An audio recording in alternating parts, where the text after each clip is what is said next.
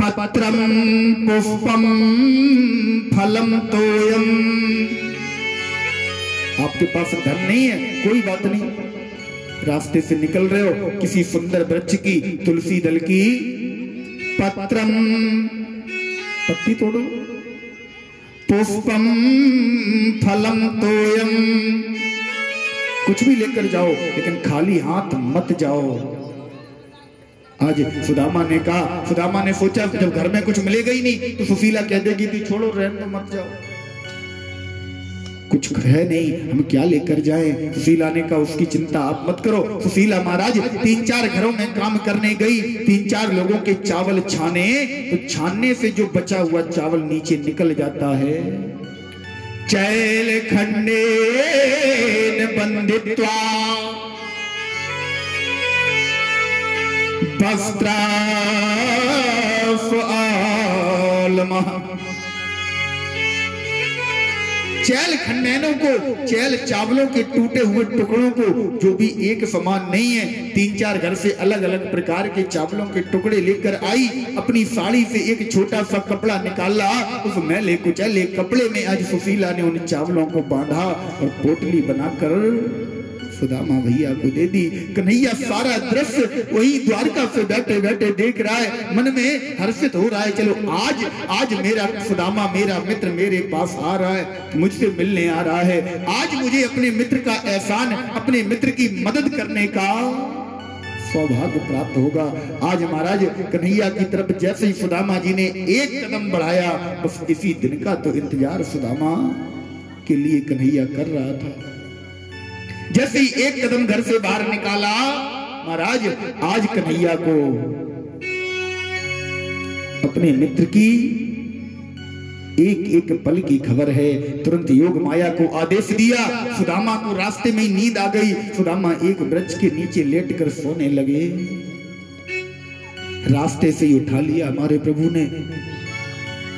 जिस समय सुदामा भैया ने आंखें खोली तो देखा जहां पर सोए थे वो जगह नहीं है। ये बाहरी चकाचौंध, ये महाराज इतना सुंदर नगर। किसी से पूछा, भैया ये कौन सा नगर हुआ है, कहां आ गए हो, ये कौन सा नगर है, कहां आ गया मैं। महाराज किसी ने कहा ये द्वारकापुरी है, द्वारका। अरे मेरे कन्हैया की नगरी। उस व्यक्ति ने कहा चुप हो जाओ, क्या कह रहे हो, कन्हैया की नगरी। अरे तुम्हारा साहस कैसे हुआ। हमारे सच्चिदानंद आनंद कंद निकुंज अरुणालय वरुणालय करुणालय श्री 1108 श्री सच्चिदानंद स्वामी कृष्ण कन्हैया लाल का नाम इस प्रकार लेने से तुम्हें पता है क्या होगा।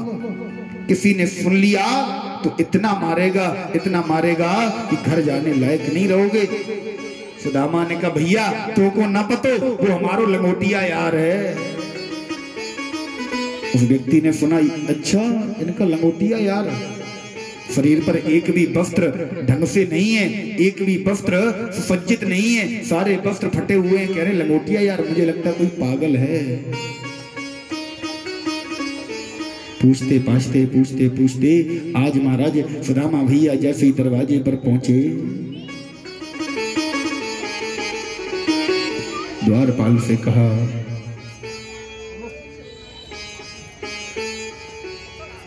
द्वारपालों से जिसने कहा है, द्वारपालों हमारे प्रभु को, हमारे कन्हैया को जाकर ये खबर दे दो। द्वारपाल खबर लेकर गए, लेकिन हमारा माधव, हमारा कन्हैया सिंहासन पर बैठा हुआ इसी फिराक में है कि कब द्वारपाल आए और कब मैं सुदामा को लेने जाऊं। जैसे ही द्वारपाल पहुंचा कन्हैया के सामने, कन्हैया छूटते ही बोला, कहो द्वारपाल क्या खबर है। जैसे कन्हैया हमारा इंतजार में बैठा हो, द्वारपाल ने हाथ जोड़े, बोले प्रभु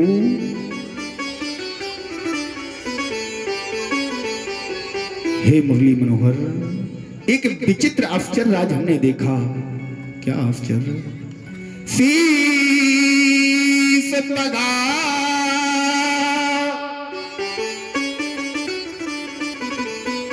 शीश पगान झगा तन में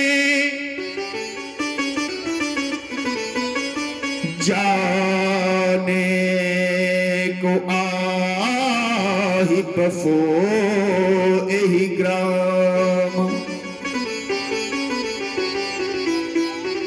शीस बगान जगा तन में जाने को आही बसो एही ग्राम धोती फटी दुपट्टी सिलटी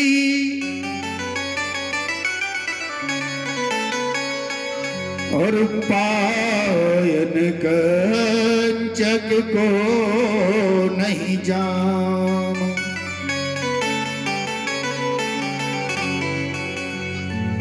कन्हैया ने कहा क्या कह रहे हो?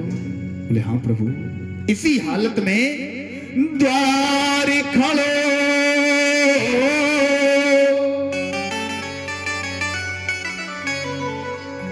द्वार खड़ो अति दुर्बल एक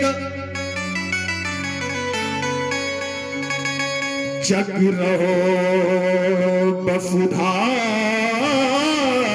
सो अविराम। आपके महल को अविराम बिना पलक झपकाए देखते जा रहा है, देखते जा रहा है, देखते जा रहा है। सुदामा महाराज कन्हैया ने कहा द्वारपाल कि तुमने उसका परिचय नहीं पूछा? बोले महाराज पूछा। क्या बताया? पूछत दीन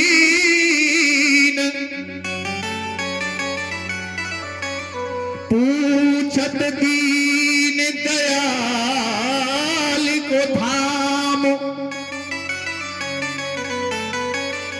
बतावत अपनो नाम सुदाम।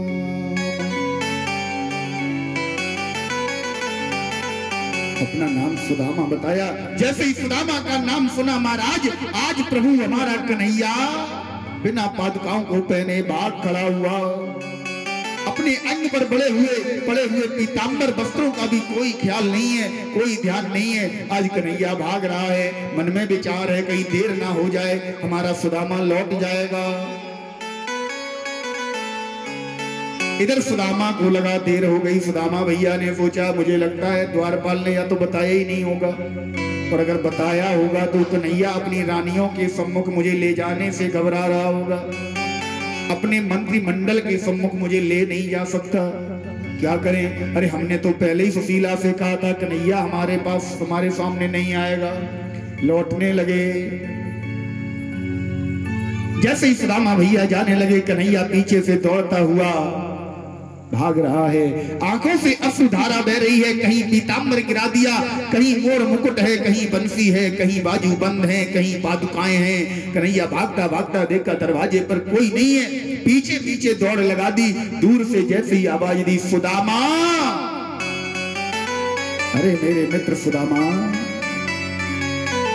सुदामा ने प्रभु को देखा।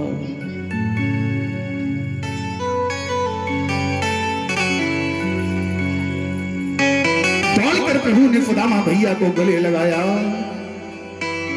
आज प्रभु के हृदय पर, प्रभु के अंग पर पीतांबर तक नहीं है। श्री सुखदेव जी कहते हैं राजन, प्रभु ने परीक्षित प्रभु ने अपना पीतांबर इसलिए गिरा दिया क्योंकि प्रभु चाहते हैं जब मैं अपने मित्र से मिलूं तो मेरे और मेरे मित्र के हृदय के बीच में ये पीतांबर रूपी पर्दा ना रहे। पीतांबर भी आज प्रभु के शरीर पर, प्रभु के वक्ष स्थल पर पीतांबर तक शोभायमान नहीं है। आज जो मित्र से मिलने की शोभा है वो अलग से ही दिखाई दे रही है। बहुत देर से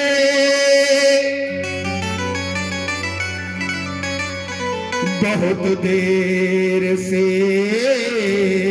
तुझ पे अखियां लगी थी, तुमने आते आते बहुत देर कर। हे कन्हैया, मैं इसलिए लौट रहा था, बहुत देर से तुम्हारे भवन के तुम्हारे रास्तों को देख रहा था जिधर से तुम निकलते हो, लेकिन कन्हैया तुमने आते आते बहुत देर कर दी। आज महाराज कन्हैया सुदामा जी को पकड़कर अपने महल में लेकर गए, अपने सिंहासन पर बिठाया। सुदामा जी केवल कन्हैया को एकटक निहार रहे हैं। सुदामा जी कन्हैया को, कन्हैया सुदामा को, केवल दोनों एक दूसरे को देखे जा रहे हैं, मानो महाराज कब के बिछड़े आज मिले हो। कन्हैया ने कहा भैया अरे कुछ बता, कुछ सुना हालचाल। सुदामा भैया ने कहा कन्हैया जरा देर ठहरे श्याम, तमन्ना यही है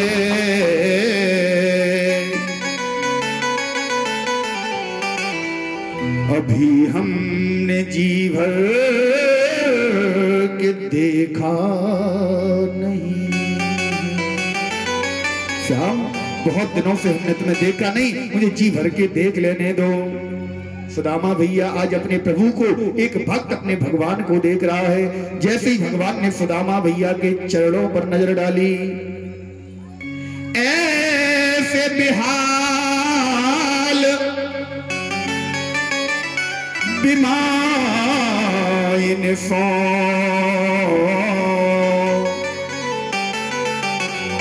पग कंटक जाल लगे पुनि जोय।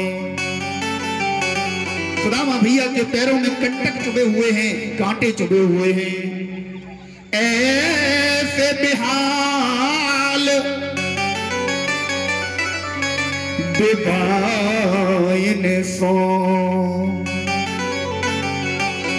पग कंटक जाल लगे बुनि जाय। हाय महादुख पायो सखा, तुम आए इते न किते दिन खोए।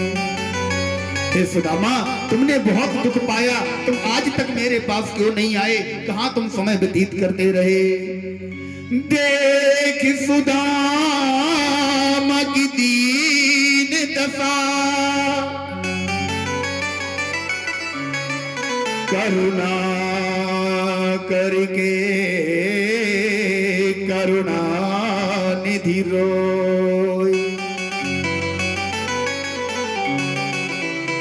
पानी परात को हाथ छू नहीं,